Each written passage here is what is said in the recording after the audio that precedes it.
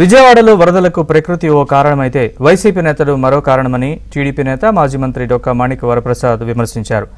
YCP అధికారంలో ఉండగా ఆ పార్టీ నేతలు బుడమేరు కట్టను అడ్డగోలుగా తవ్వారని, మరికొన్ని చోట్ల ఆక్రమించారని ఆయన గుంటూరులో ఆరోపించారు.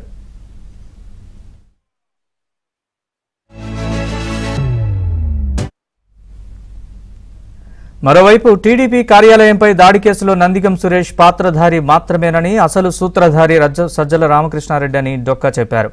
కాబట్టి ఆ మాస్టర్ బ్రెయిన్ ని పోలీసులు అరెస్ట్ చేయాలని డిమాండ్ చేశారు. పార్టీ పదవులు, ఎమ్మెల్యే, ఎంపీ టికెట్లు ఆశ చూపించి సజ్జల ఇలాంటి దాడులు చేయించారని డొక్కా మాణిక్య వరప్రసాద్ ఆరోపించారు. సురేష్ అనే అతను ఒక ఇన్స్ట్రుమెంట్ మాత్రమే. అతను యాక్చువల్గా వాళ్ళనందరినీ